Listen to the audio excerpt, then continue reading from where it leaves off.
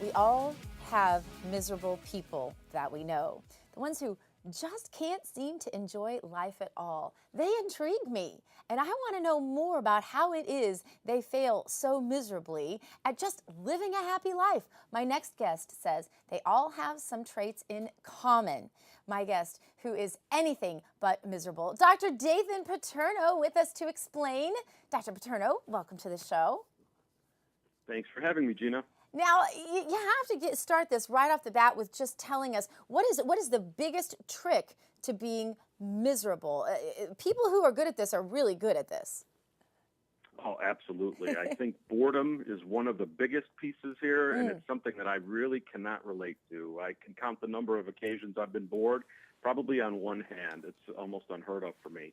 I'm always creating, always imagining, always making meaning and sense out of things. And I think miserable people they're not born, they're trained, or rather, they're not trained to avoid the misery of entitlement. Oh, that's such a great point. And I hate to cut you off, but I really want to back up here because boredom, we talked about this just recently on Smart Life.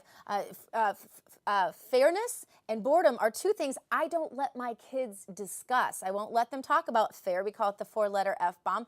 And boredom, I don't let my kids say they're bored because if they're bored, they can be assured if they come to me and say that, or if they do it in a complaining way especially, I'm going to make good and sure they're not bored at all and they won't like the way I decide to do that. And so don't you think that some of these things, if our parents didn't parent us well and didn't say we can't whine and be bored, that we might go ahead and develop these habits that continue to serve us poorly into adulthood and make us miserable, as you're talking about? Sure. I think children absolutely have to be trained to find purpose in every moment, because that's what boredom really is. It's a moment of purposelessness. There's nothing to do is really blindness to direction and purpose in the moment. And I think that children need time to be in their head. They need time to let their minds wander. They need work and responsibility and purpose and limits. They need to know that what they're doing serves their family, their community, their neighborhood, their world, and their creator. And they need to hear the word no. They need to know that they're not in charge. And without that knowledge and perspective, and without purposeful, meaningful work, just like adults, they become bored too quickly. And I think that makes for both a miserable child and a miserable parent. So some of these things, if our parents didn't parent us, then we have to go ahead and try and parent ourselves. And I have to say on that note, I need to place an order right now for some of your books, Desperately Seeking Parents, one of my favorite gifts to give to friends of mine, and a handbook that, I'm not kidding, my husband and I use on a daily basis, Desperately Seeking Parents by Dr. Dathan Paterno. But I have learned so much from your parenting tips over the years, and I know that one of the things that miserable people do is they pick fights. They're constantly engaging in battles, which are totally distracting them from advancing their own causes, aren't they? Yes, of course. Well, when we suffer, when we feel pain, we're compelled to find a reason. I think that's part of the human DNA to ask why. And miserable people tend to be very black and white thinkers. They can't see shades of gray. So for them, there's only two choices. It's me or somebody else's fault. Right. And the miserable person can't tolerate the notion that they are absolutely responsible for their own suffering. That cross is far too heavy for a lot of people to bear. So they project onto others, and that's the victim mentality that we see in our culture quite a bit. Yeah. I mean, it's very different than healthy people. Healthy people, I think, have a mixture of blame to go around. They understand that they are responsible, other people are responsible, the world is responsible, Adam and Eve are responsible, and so there's plenty of shared responsibility. And healthy people's egos can tolerate some imperfection, and in fact, they can recognize and tolerate that they are deeply flawed. So when they suffer, they don't have to blame others. They can see responsibility in themselves, which of course engenders a sense of empowerment and hope, which is the very antidote to misery and depression. So if you're one of those people who is constantly thinking the worst of other people, who's constantly attributing some sort of something evil to the behavior of others, is that one of those habits of highly miserable people? Yes, that's another projection. That's another thing that we do to really not have to tolerate our own imperfection, and we just want to blame or pick fights with other people. This world has so many positive things to enjoy, but one of the other things that I think miserable people really struggle with is a short-sighted way of living. Miserable people tend to have their own golden rule. They're always out for themselves. Do for me instead of for the other, because otherwise I will not have my needs met. And it's a very cynical worldview that produces that kind of selfishness and narcissism. And narcissism never produces joy or peace. It always produces misery.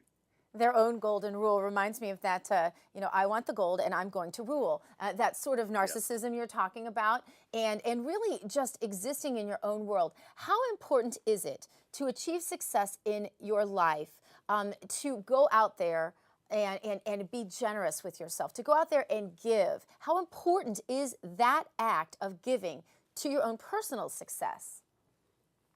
I think it's actually absolutely critical because, like I said, you have to find meaning in life. And when we live without a deep meaning or purpose, then what we have to do is we have to look for pleasure. And pleasure is a little bit like sugar. It tastes really good. It tickles the senses. But without a healthy diet, things that really take care of your nutrients and really help you and feed you properly, you're going to be constantly hungry and always dissatisfied. And so that's why I think it's so important that a theistic perspective of the world, a deep, existential understanding of the meaning of life and our purpose is really critical for a deep, abiding joy and peace.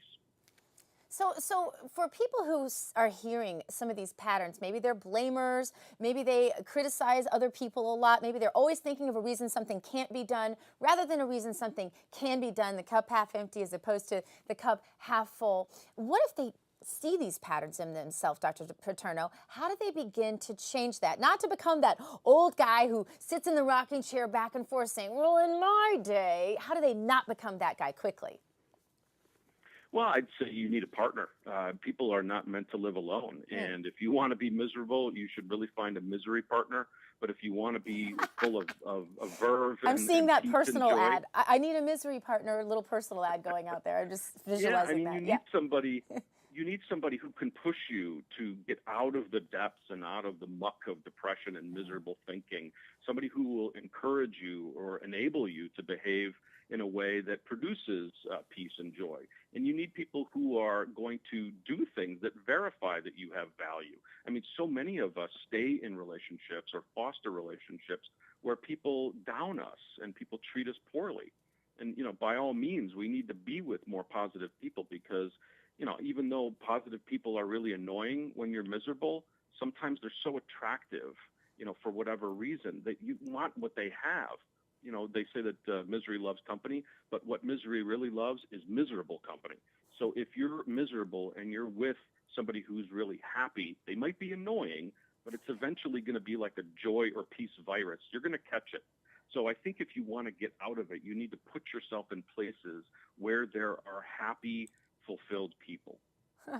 I like that. So hanging out with more positive people is one of the first steps in the journey, and just copying the patterns of their behavior can be a great educational tool. Dr. Dathan Paterno, thank you so much for being on the show with us. His book, Desperately Seeking Parents, he has another one too.